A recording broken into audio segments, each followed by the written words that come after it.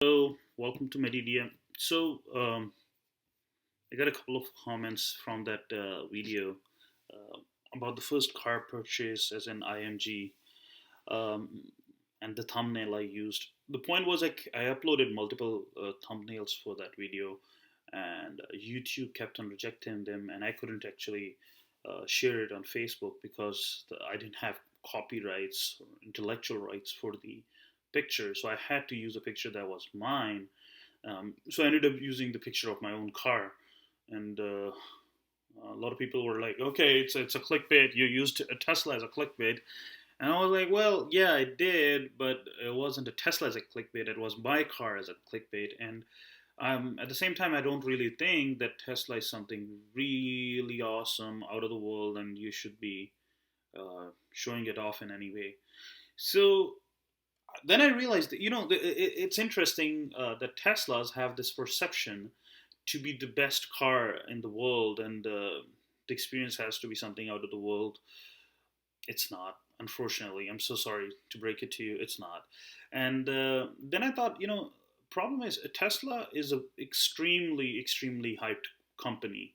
Uh, I am a Tesla investor. I believe in Tesla. I have put in a lot of money in Tesla, and it has grown exponentially. I believe in everything they're doing, and I don't have any doubt that they will be an awesome car company sometime in future. But they're not right now. They make awesome cars, but they're not an awesome company. And the problem is, a lot of my friends asked me my opinion after having a 2009 Tesla Model X for 2 years. 2019, yeah, 2019 Tesla Model X for 2 years that I have put 30,000 miles on. That how was my experience, and would I recommend it to a friend? See, before giving my verdict on it, I'm just gonna share what my thoughts were and how my experience has been, and then I'll tell you what my thoughts are. What's the verdict? The big problem with Tesla is it is so overhyped on YouTube, social media. It's presented as the best car or the best thing in this entire world, and the problem is nobody is ready to give an honest opinion. Um, I'm not a blind supporter of any company or anyone, right? Yeah, I'm a big fan of Elon Musk, but everybody can do mistakes, right? Including Elon Musk and including Tesla. And I'm not scared of saying something wrong if it is wrong. So let's start with the first thing when I ordered it. So I placed the order sometime in early June, and at that time there was the thing that if you get it before June 30th, you get a tax break. But it had to be before June 30th for me to get a tax break. If I get it afterwards, the tax break was half. Not that that was a big deciding factor, but it was one of the factors. So when I was placing the order, it said for sure that I will get it before the end of the January. Um, so there is no Tesla, uh, dealership nearby me where I live. So I ended up going to Meadowland. I took a test drive there. I got somebody's contact. Uh, the person who helped us. Anyhow, I didn't really like a lot of things about the salesman who was helping us. Um, so I ended up just placing the order online myself. Uh, and then, the problem was there was no communication for weeks. And I was like, did my order even go through? And then a month passed. And I'm like, oh, wait a second. Like, is this even a legit company? Are they trying to scam me? It was weird. But, eventually I was able to reach someone. And they said, okay, since you're going to pick your car from King of Prussia Tesla Center near Philly, you have to reach out to them. So then I started emailing them, calling them pretty much every day. It was very tough to get a hold of someone who could answer what was happening. And the answer almost every day was that, okay, well, we don't know when you're going to get it. It might take months. It might be in September. We got a lot of orders. We got record number of orders. So um, you might get it months later. And I remember sometime in early August, I talked to them, and they said, "Yeah, sorry, it would be at least September." Um, that was 11 a.m., and I was like, "Okay, that's fine." So a little bit about me for those who don't know me or new to this channel, I'm an interventional radiologist. I'm a physician. So I have patients scheduled in my clinic. I have procedures, small mini surgeries that I do. So I can't like just leave everything, cancel all my patients, cancel all my surgeries and procedures, and just leave everything. So if there is like somebody wants me to, 3 hours later, I talked to them at 11 a.m. Right, 3 hours later, they called me and they said, "Can you come and pick your car in like 2 hours?" I'm like, "What?" "Oh yeah, yeah, we have your car." I was like, "Wait a second, just like 2 3 hours ago, you told me I'll be getting my car in September." Anyhow, I said, "Well, I can't come right now because A, you guys are 2.5 hours from where I live. B, I have clinic patients scheduled. I have surgeries. I can't leave. The earliest I can leave is 4:30 or 5, and I can try to leave a little bit early, but there is no way I can be there by 4. Oh, then you can't get your car." And I was like, "What's the latest you could accommodate me?" Thankfully, the person I was talking to, he was kind of nice. He said, "We can wait for you till like 6:30 or 7." I was like, "Okay." So now this was my brand new Tesla Model X. I paid six figure for this car, right? And I asked them if I could pick it up next weekday. Uh, the problem was the next weekday was, I don't know, a Monday. There was a long weekend, or there was a weekend and there was something. And I was, like I said, I'm a physician, so I was on call. So that means that I can't be um, more than 30 minutes away from the hospital for those few days. And I said, "Okay, well, I'm on call for next 3 business days or whatever your rule is. So I can't come afterwards. Can I pick it a week later? Can I pick it up, or once I'm not on call, can I pick it up next weekend?"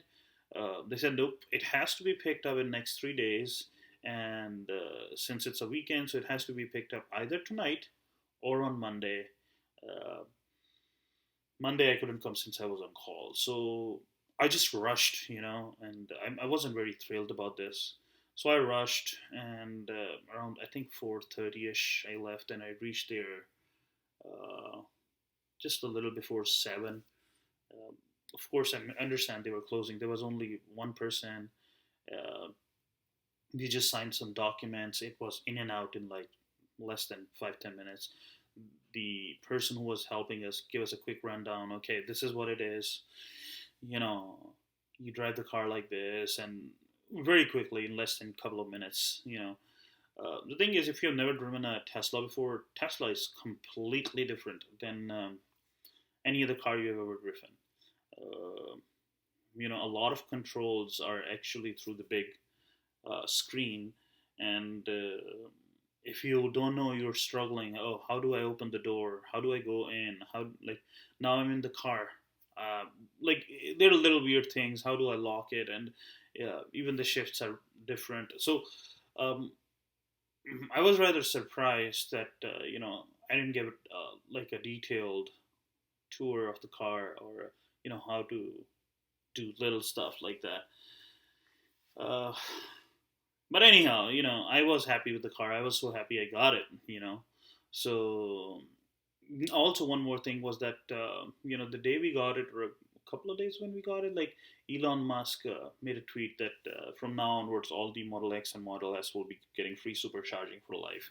So when I got the car, I think a day or two later, I was talking to the manager at that store, that, "Does my car have this, or this free supercharging for life or not?"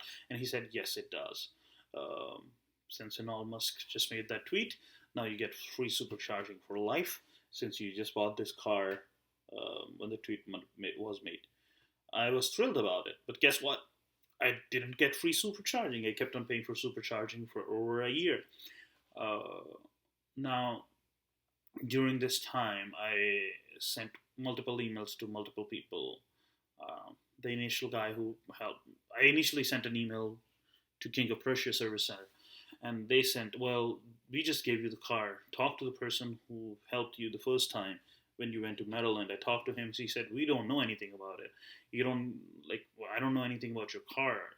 Um, you know, so it's not going to be me. Talk to the customer service." So it took me like 6 months talking between different people, and didn't go anywhere. Made at least 30 to 40 phone calls. And see, the timing, all this was not worth my time. I'm a working physician, I have patients, and, you know, just in between randomly, once a month, I will call them, seeing if that goes anywhere. And there was a lot of back and forth communication. It took a month. A month later, finally, I was talking to, I think, a manager from the King of Prussia Center, and he said, "Yeah, we were able to finally do it, and finally it got done." But it took a year, and I said, "Okay, well, what about the supercharging uh, money that I've paid for the past 1 year?" They said, "Oh, we can't go back retrospectively and take that, pay for, reimburse you for that, but that has been taken care of."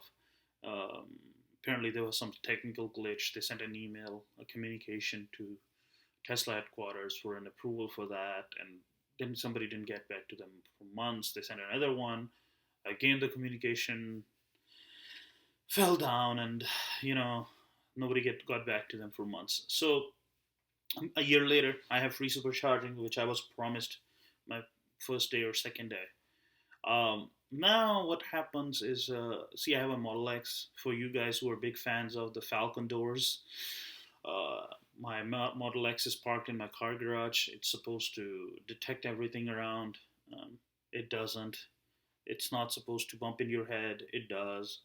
Um, so it bumped into my car garage while it was parked there. Got scratches on its Falcon doors, and its you know trunk at the back. And I was like, wow, brand new Tesla. Got it like a month or 2 3 months ago, and now I have scratches on all my doors and the trunk. So I I was like, okay, what do I do now? Um, so probably it has some issues. It has some sensors problems, whatever, So I booked an appointment to the nearest Tesla repair center, whatever. The problem is that Tesla does not have a lot of dealerships. So for me, whenever I need anything fixed with my Tesla, I have to take 1 to 2 days off to drive 3 hours or 2 hours to go to that place and get my car fixed.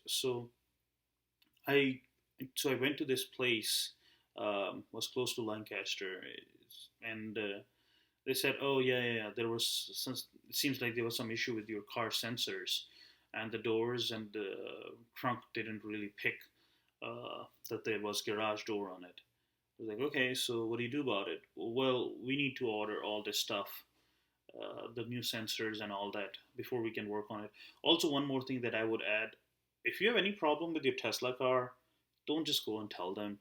And I learned it the hard way. Note down the time and the date, because apparently it's more of a computer rather than a car. And people, they're less of a mechanic and more of like computer software engineer, something like that. So they can go back and see, oh, this time what was the error code. And I asked them, can't you just simply look for the error code that caused the Falcon doors to bump my garage or something like that, if I'm giving you a date range? They said, no, there are like 5,000 error codes in one day. So you need to give them an absolute timestamp. Okay, December 11th, 2020, 5:11 p.m. That is the time when this happened. So they can go back retrospectively, find that error code, and, based on that error code, figure it out what the issue is and work on it, fix it. That was something I didn't know initially. So anyhow, based on that, they were eventually able to figure out that the sensors were not right. Now they said we need another 2 3 weeks to get the sensors. So okay, and I'm like, when is the next appointment? We'll call you. Never received a communication for like 3 months. Then I called them and I asked what happened.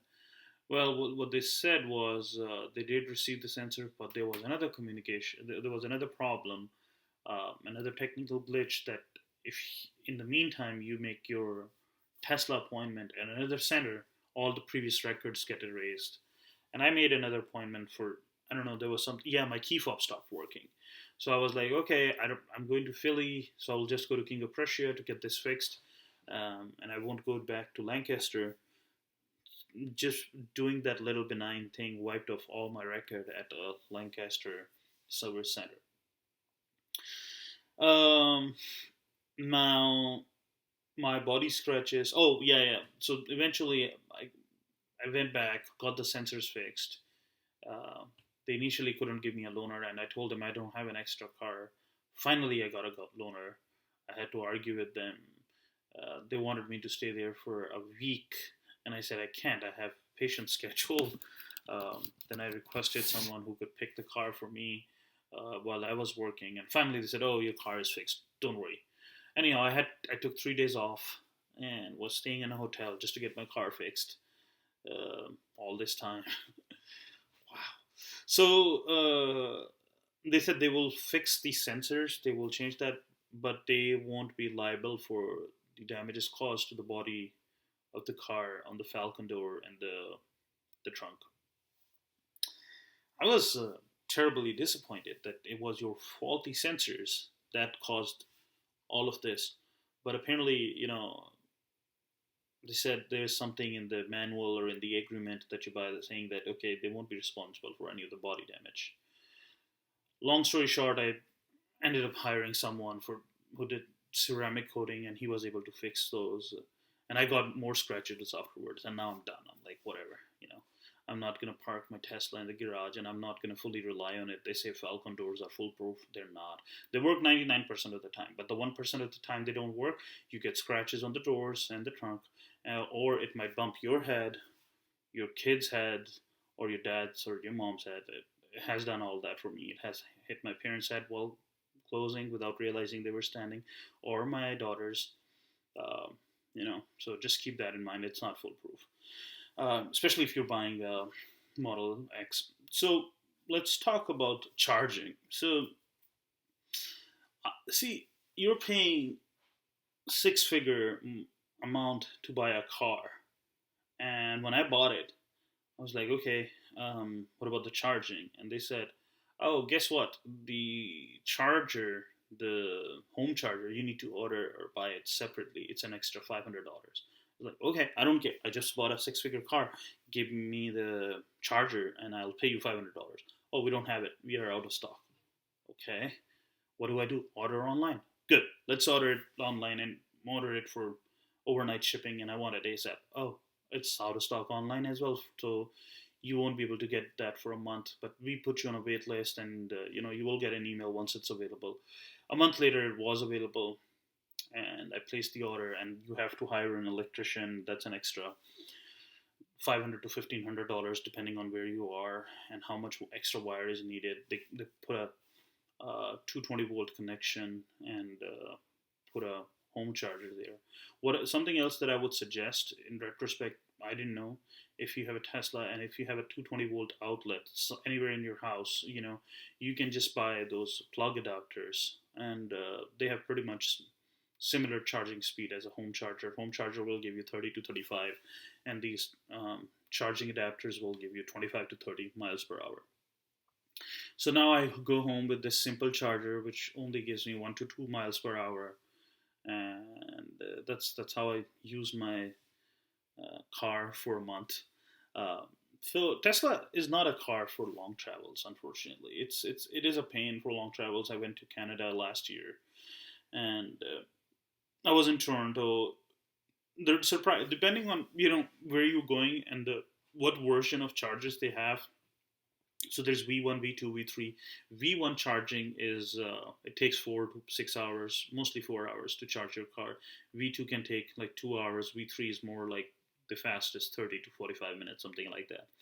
So I remember I was there in Toronto for 72 hours. Out of those 72 hours, I was connected to a charger, a supercharger, for 10 to 12 hours. So that meant I had that much less time, right, to spend with my family, to go out, to eat, to have fun. And the other thing is in Toronto, they do have a lot of superchargers. They were all V1 at that time. This was last year. And there are a lot of cars. So if there are cars connected to every outlet, then your charging speed also decreases. So I had to wake up 5 a.m. in the morning just to get my car charged and fully fueled so that the charging speed could be the best. Wow. So think about it. Out of 72 hours, since we were driving around meeting relatives, I spent 12 hours connected to the supercharger. And going to like traveling from where I am, Central Pennsylvania, to Toronto, it's like a 5 hour drive, and it ended up being an 8 hour drive for us because you had to have multiple layovers and get your car connected, uh, charged, and we ended up breaking our 5 hour travel, multiple spaces. We found, like, what do you do in a car with kids sitting for 1 hour just waiting for your car to be charged, or even like 30 45 minutes you have to wait 3 4 times. So unless you book a hotel for a 5 hour travel, it's not worth it. So I had friends in Buffalo and some other places, so we stopped there while the car was charging, and then he picked me up from the charger, supercharger, and dropped me there. And that's how we divided it. um, I hated that my 5 hour travel what became more like 9 hour travel, and I had to have like a layovers when you're traveling, like an air travel layovers. Like it ended up becoming 2 to 3 layovers, and we're just waiting for the car to get charged. Now the question arises that, well, or they say the range is 300 to 325 miles. Why on earth would you need to charge your car that much? See, that range, it you would never reach that range. It's in an ideal situation where you're not accelerating a lot, where you're driving very smoothly. You don't have an or air conditioner or heater on. There is no music playing. You have the windows down, and that never happens, right? When you're driving, you have an air conditioner or a heater on, and you have seat warmers on. You have music going on. There is a lot of other stuff. Sometimes you accelerate a little bit. There are these little nuances to it. So after driving my Tesla Model X 2019, I realized that I come up with something I call Tesla factor. So if it's summer, the Tesla factor is 1.3. If it's winters, it's more like 1.5, 1.6.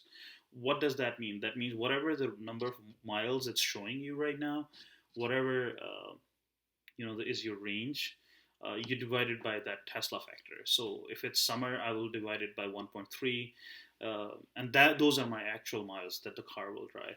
If it's winters, then it's more like 1.5. So that means 325 is more like a 210, in winters, and since summers it could be more like, I don't know, 240 or something. So that means that is the distance I can cover. Uh, safely relying on the miles.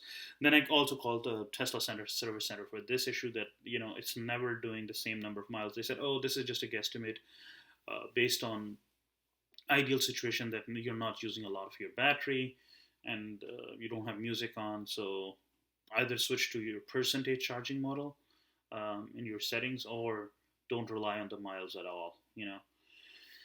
So just an FYI for you guys, if you're thinking about buying it, that 325 miles is never going to be 325. Depending on the weather, your driving conditions, it's going to really vary. If it's snowing and it's really cold, and you're driving more like on mountains, your 325 miles will be only like 200 miles or 210 miles.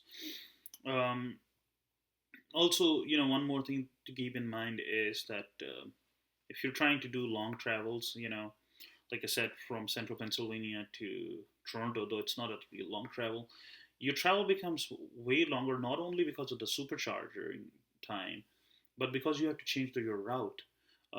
It is entirely possible that the shortest route does not have superchargers. So now you need to, Tesla will route it for you. Now it's possible that your 5 hour travel might be six and a half travel of driving time, just because it wants to it needs to make sure that there are superchargers on the way. And now when you go there, you have to charge your car for additional 30 minutes to 1 hour. You know, so keep that in mind, right? That it's I won't recommend Tesla for a longer travel time. It's not a car for long travels. Um, Now, customer service is my another big issue with Tesla. I think the big problem is that all the people other than sales and services and everybody else who you will talk to, uh, they have this weird entitlement that God Elon Musk made this best car ever, and we are the most privileged people uh, working in this company, and you should be thankful that we are allowing you to drive our car. We are allowing you to use it, and you have the audacity to complain and bitch about it. You have the audacity to tell us that there's something wrong with it. You should be ashamed of yourself. How thankless I am as a customer for telling them that these are the things that are wrong with the car. I should be actually thanking them for giving me an opportunity to drive the awesome car that God Elon Musk has made. See, I've never met Elon Musk. Might be a great guy. I've listened to him, listened to his videos. He seems like a great guy, but unfortunately, a lot of people I come across, at his service centers, they have this attitude. I don't think you can reach a lot, much farther with your customer service experience like that. I don't know why. I think that's probably because of the hype around Tesla. But I think at the end of the day, what they forget, they are a company. Yes, they might claim that they're not a car company, but they are a company, and they need to provide excellent customer service, like all the other companies that have traditionally done that. Just very basic little things, small nagging issues that are in the car never get fixed. Or it's almost impossible to get a hold of someone who could tell you. I have other cars. I had a Nissan, I had Honda, I had Toyota, I had Mercedes, BMW. I will just call their dealerships and ask them what's wrong, and they will either call me, tell me to come bring my car there and get it fixed. Going on with the nagging issues, small nagging issues. Um, One day my car's windows, the driver window stopped working all of a sudden. I opened it and then I couldn't close it. Now, I can't really leave my car like that with its window open. I had to. It just wouldn't close, and then they told me to do soft reset, reboot, and all that stuff. I didn't work, but I was able to eventually do it. Uh, it has happened 3 times, and now I'm scared of moving the driver window. Um, Got fixed on its own, but that was weird. My key fob stopped working last year. It wasn't working for a couple of weeks, and then I was told that it would be fixed in the next software update. It was. So just like with computers or cell phone, there is software on over the air, software updates happening all the time. So pretty much every week or every other week you will have a software update. But sometimes when that happens, something gets messed up. And for me, twice so far it has been that the key fob stopped working. Gets fixed in the next update whenever that happens. So for those 2 weeks, your key fob doesn't work, and then you have the audacity to call the customer service and tell them and complain about it, and they will be like, "Oh, why can't you just use your phone, right? Tesla has this such a awesome car; it has its app, so just use your cell phone for every single time you want to open the car and get into it." Problem is, what if my cell phone's battery is low, or I lost my cell phone somewhere else? So these are the potential things. Like, I'm worried about what if I lose my cell phone, I can't get into my car. Anyhow, you get the point, right? So I can't get these issues fixed, uh, because if I need to take days off, give them my car. Like I have right now, I installed a car seat for my daughter in the backside, and after being like this, the belt stopped working. Now the rear belt on the driver's side doesn't work. It hasn't worked for past 6 months. I looked up; they don't have appointments for next month to couple of months. Um, it's not worth for me. I just use the latch to connect the car seat now, and it's not worth my time to go there just to get a seat belt fixed. But this was a six-figure car. I paid this much amount of money, and even the seat belt, the key fob, the windows, they're all malfunctioning. Um, Also, one more thing that I would add here is that you know my experience with the mobile service people has been very good. They come to wherever you are, for me at the hospital or my home, and they will fix it, whatever the issue is. For me, now it brings back another thing that Tesla has this Christmas show, which didn't work for me for over a year, and a lot of service center visits, mobile service visits, and eventually a mobile service guy was able to fix it. And he said the issue was that I had faulty sensors initially. Remember, so those once those sensors were fixed, they weren't calibrated properly. Once they calibrated it, now it should work. It does work now, finally. But it took again another multiple service center visits, and somebody from mobile service was able to come and do it. And my experience with mobile service people has been phenomenal. If you text them, even once they have left, they will get back to you. The problem with the dealerships, or like, the Tesla service centers, not the mobile ones, is that they are horrible in communicating. They will say they will call you in an hour, will never do. They will call you. They will say they will call you in a week. They will never do that. So the problem also is like the dealerships are very limited. They're only in big cities. They don't really provide loaner all the time you need it. Sometimes they do, sometimes they don't. Uh, and the appointments are not available for months. So mobile one is, if you're a Tesla owner, I would recommend you to rely more on the mobile repair appointments.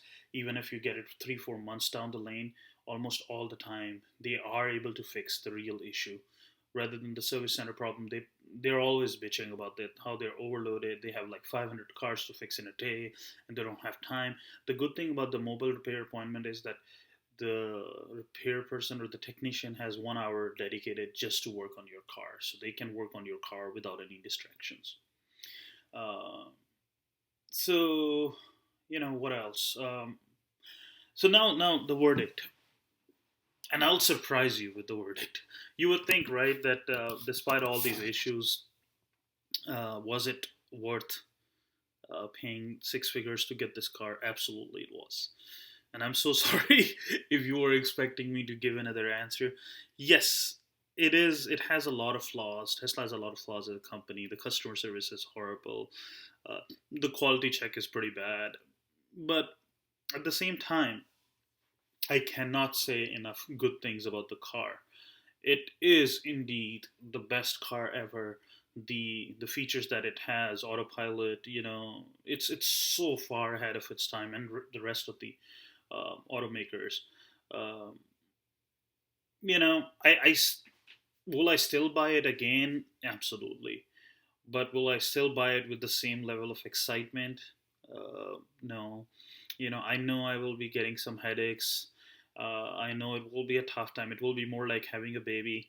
It will be a bumpy ride, but in the long run, it's worth it. So, my experience overall driving the car in itself is phenomenal. I love it. It's more from the customer service side and these little quality check issues, the things that could have been easily addressed and fixed if when the car is produced.